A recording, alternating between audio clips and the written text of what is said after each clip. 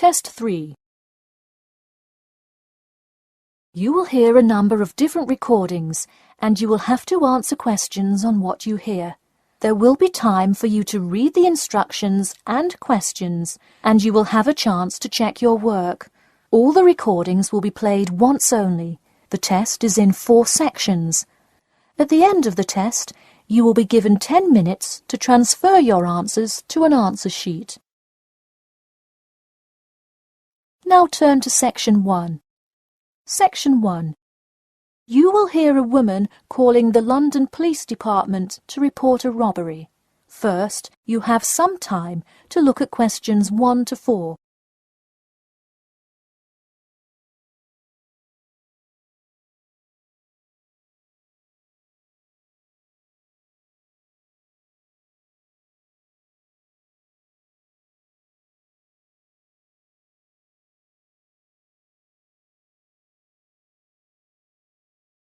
Now we shall begin. You should answer the questions as you listen, because you will not hear the recording a second time. Listen carefully and answer questions 1 to 4. Hello, London Police Department. Yes, I would like to report a robbery. All right, just a minute while I pull up the form. OK, could you give me your first and last name? Anna Grieg. Anna Gregg. G-R-E-G? No, Grieg. G-R-I-E-G. Got it. All right, moving on. Gender, female. Date of birth? 15th of March, 1980. All right, thanks. Just a few more personal information questions, and then we can address your claim. All right. What's the address? 4 Ellendale Street. That's E-L-L-E-N-D-A-L-E. Oh, right, Ellendale Street. Yeah, we've had a lot of break-ins in that area lately. And the postal code? W5 2AT. And are you a citizen of the UK? No. OK. What type of citizenship do you have? Well, I lived in the United States for most of my life, but I am actually of Grenadian nationality. OK. So is that the country that issued your passport? Yes. All right. Before you hear the rest of the conversation, you have some time to look at questions 5 to 10.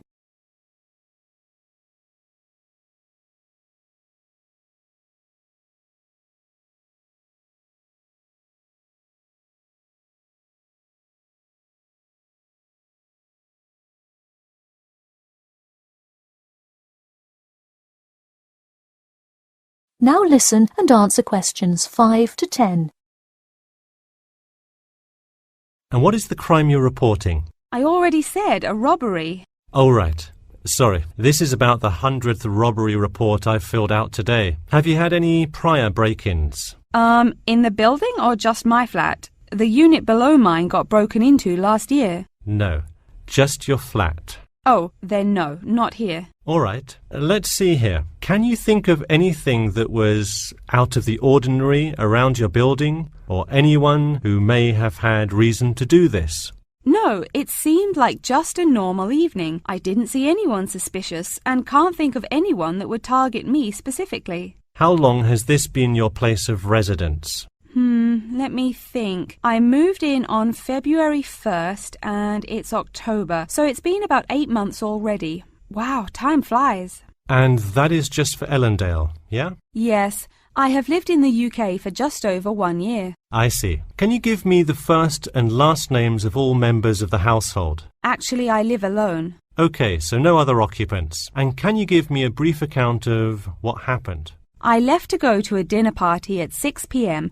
and when I returned at 11, I found the place ransacked and a lot of my things gone. Any sign of forced entry? Yes, the back door was wide open and it looked like someone used a crowbar to force it open. I see. And just to be clear, was the door locked when you left? Of course. Hey, you would be surprised how many reports we get where people have failed to lock their doors. Now, I need you to list any missing items valued above £200. So far, I'm missing my computer, my purse with my wallet in it, and the TV. OK, let's start with the computer. What is the estimated value? £500. And what is the serial number? G41687770. Thank you. And a visual description? It is a black 13-inch PEMDAS cloud book. There is an Oxford sticker on the lid. OK, and could you give me a description of the purse? Sure, it's a Claude Frieda shoulder bag and the material is silver-coloured cloth. Price? £300. OK, that concludes my report. I'll submit it and we'll let you know of any developments. That is the end of section 1. You now have half a minute to check your answers.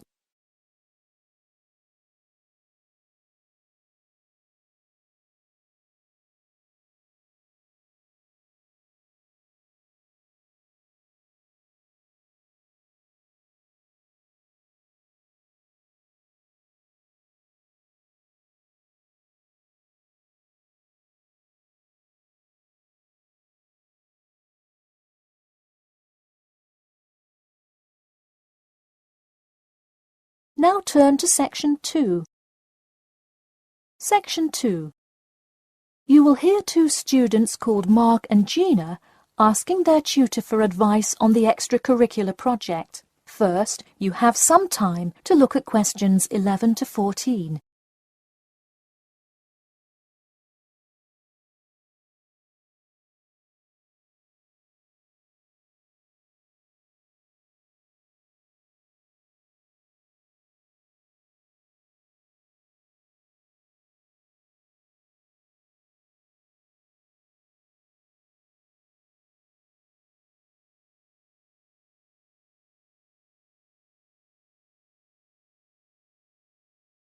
Now listen carefully and answer questions 11 to 14. Hi Mark. Hi Gina. What can I help you with? So we were hoping you could help us with this extracurricular project. Sure. What is the topic? Attending business school. This sounds like a great idea. So you're going to explain the requirements for getting into business school? Not exactly. It will be more broadly about the experience, the academics, accommodation, and social experience that comes with being part of the business school. I see. So would your audience be the general public? Well, we would probably want more to focus on members of the institution. We would especially like to reach individual applicants to the business school. I see. Now, what form will this information be? You could give a talk to all the summer courses. All you'd need is permission from the course director. Or you could pass out information outside the student union. Those are both good ideas. What about sending out pamphlets in the mail? Most college students never check their mail. Maybe you could make a video and show it on campus. That's a great idea. We'll do the video. Great. And as members of the business school, do you have an incentive to attract new students? If so, this idea is a great way to do that. No, the idea actually came about because of how much students like us worry about their studies. Yeah, when I got into business school, there were a lot of things I had not prepared for, so the video would cover a lot of things Mark and I wish we had known upon entering business school. Right. Before you hear the rest of the talk, you have some time to look at questions 15 to 20.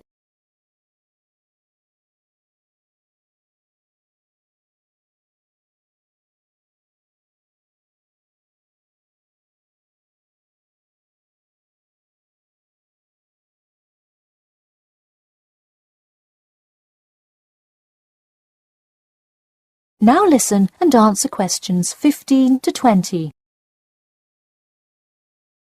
What would you talk about first? The first and probably most important section would be academics. Good idea. So, would you provide guidance on what courses to take? We want to focus especially on the approaches professors take, their teaching methods. It is far different than what students are used to in high school and even in liberal arts college. Good idea. And how long do you think you would spend explaining academics? We'll probably spend 7 minutes on it. We also have some ideas for talking about housing, food options and stuff like that. We're not really sure how to tie it all together though. I think it would be suitable to title that section Accommodation. What do you think? That could work. We'll definitely describe the different dining options at the cafeteria.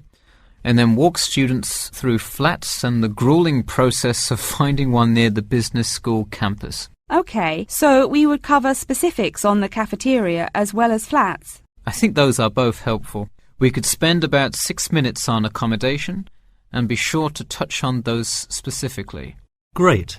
Is there anything else you would talk about? We definitely want to go over the social aspect of attending school here. Of course.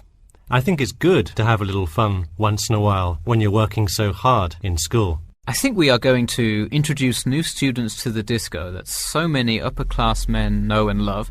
Maybe we'll include a few other places too, but that's the main one. We're also going to invite students to the international evening taking place in the first week of school as a great chance for our large international student population to meet a lot of other new students. It can definitely be hard to meet people as an international student. I think that is a great idea. You may want to spend slightly longer on this section than the other two. How about 8 minutes? That sounds reasonable. So overall, the introduction should take 3 minutes and then the conclusion should take 4, giving us a total of 28 minutes. I wouldn't rush your introduction. Maybe give it between 4 and 6 minutes. The conclusion, though, can be shorter since it's just a quick refresher of each of the topics. Give that not more than 2 minutes. Okay, so in total, the video should take about the same time, just more intro and less conclusion? Precisely. All right, we're going to get to work on our video. Thanks for your help. That is the end of section 2. You now have half a minute to check your answers.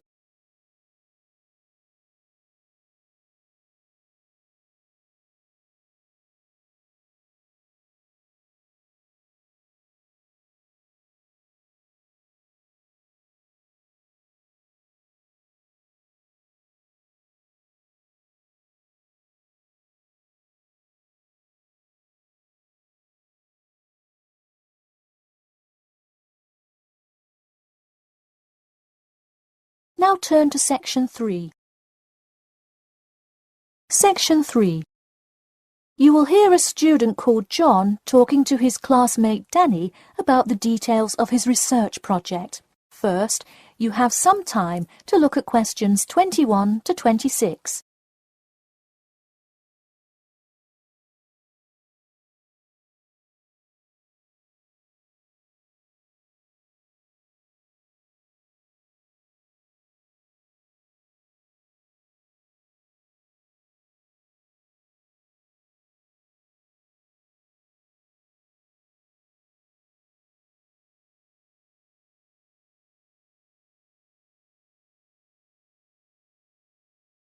Now, listen carefully and answer questions 21 to 26.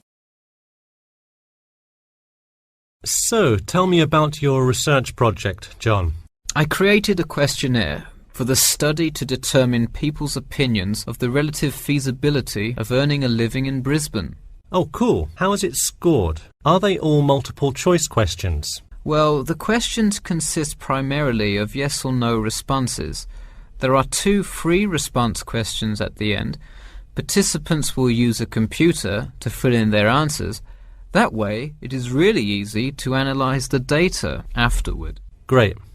It sounds like you have a pretty solid idea of what you should do. Just don't forget to submit a copy of your plans to Professor Curran by the 15th. Oh, I almost forgot. You don't do it for the high grade or a praise, but he can review and give you feedback. Right, that will be helpful. He has been conducting studies like this for 30 years now. Yep. Oh, and I'm curious. Are you going to be in the room giving subjects directions for the questionnaire? Well, I think the instructions will be provided by another representative who will not be analysing the data. I want them to feel they can answer and be completely anonymous, so I will not be in the room. Anonymity is really important for this study. I agree. Good idea. You should tell the representative to remind subjects to fully consider both sides of each issue. Sometimes it's really easy to immediately check yes or no without stopping to think about it completely. That's so true. It's like a race to finish the questionnaire first or something. I'll make sure to include that in the instructions. This report has to be perfect. Wow, what's the big deal? I know it's part of your grades and all. Well, it's that, but also a well-executed study could grab the attention of faculty in the department, which would be a huge deal. So, for attention? No, silly. I mean, I could really gain the respect of professors, who may later take me on as a graduate student in their labs. Oh, I see.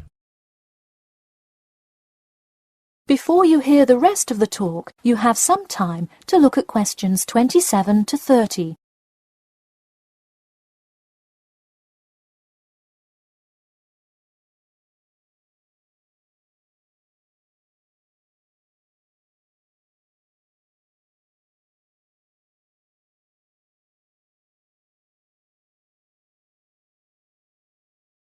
Now, listen carefully and answer questions 27 to 30. Let me take a look at the survey. Wow, this looks great. The map of the median income by region is a great tool. Where did you find it? Oh, thanks. I read a lot of sources and just noticed this one in a small psychology journal called Modern Psychology. It's more helpful than the photo I added, but I think the photo is just so interesting. It was in the newspaper last year during that huge wage strike. It's great. Probably not necessary, but it looks great. I don't understand. What is WKRX's involvement here? Oh, the radio station agreed to sponsor the study if I play their station in the room. Wow, interesting. So you don't have to pay for any of this? Exactly. Nice. Where did you get that idea? Last month, at the Psychology Club Council meeting, someone talked about how easy it is to get sponsorship from local businesses, so I listened to their advice and called around. I'll have to remember that. Well, this all looks great. Good luck. That is the end of section 3. You now have half a minute to check your answers.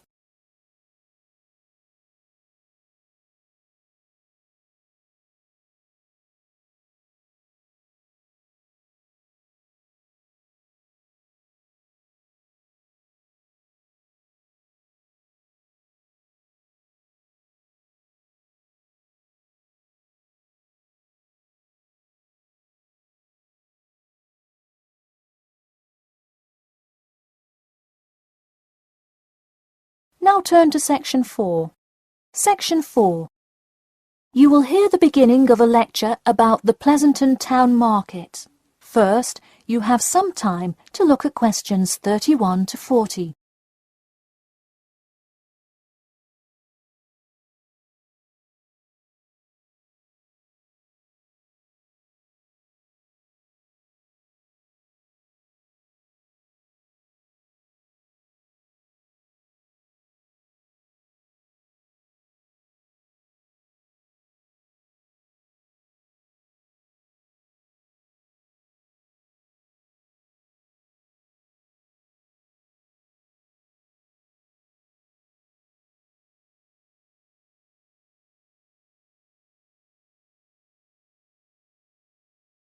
Now, listen carefully and answer questions 31 to 40.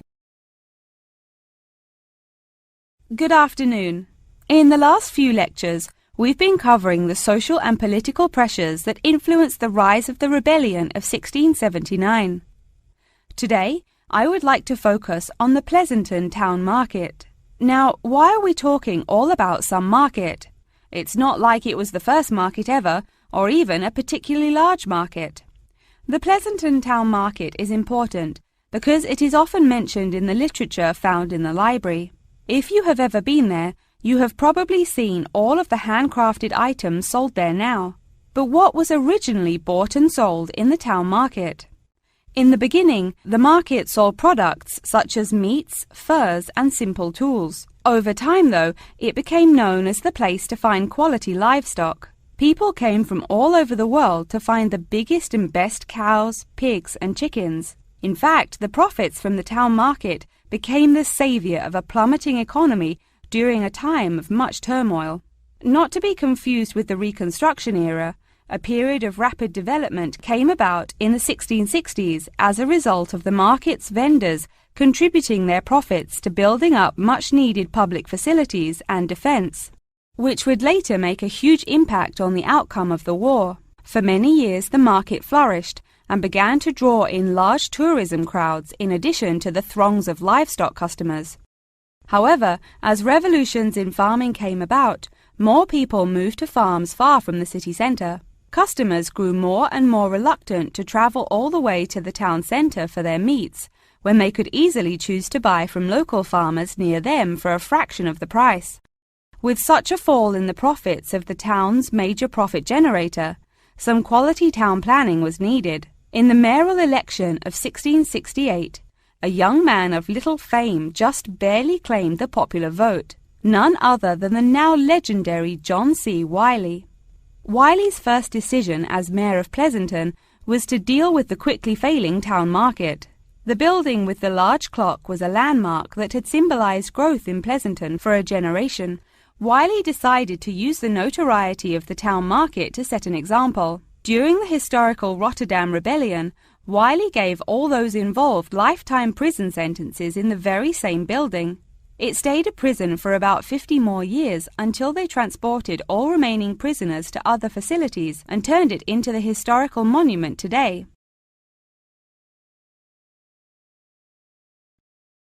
Now that you know the basics of the history of the Pleasanton Town Market, I will introduce your next group project. I want you to make a short film based on the real historical events that occurred in Pleasanton before and during the uprising.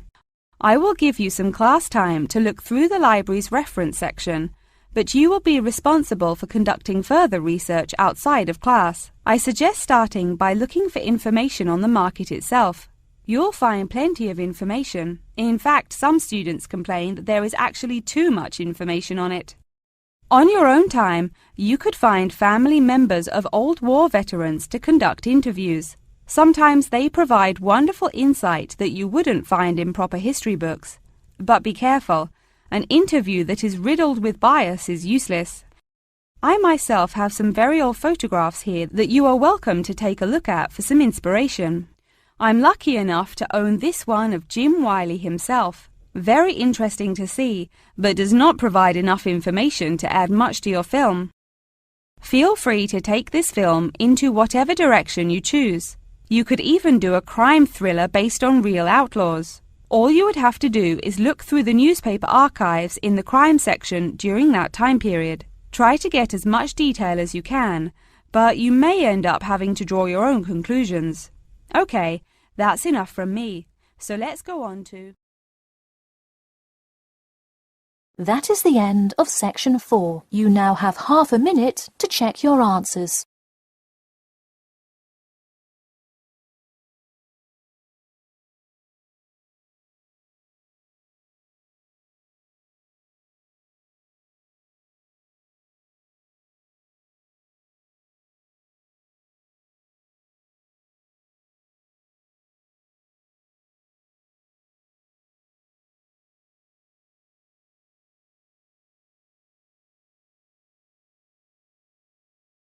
That is the end of the listening test.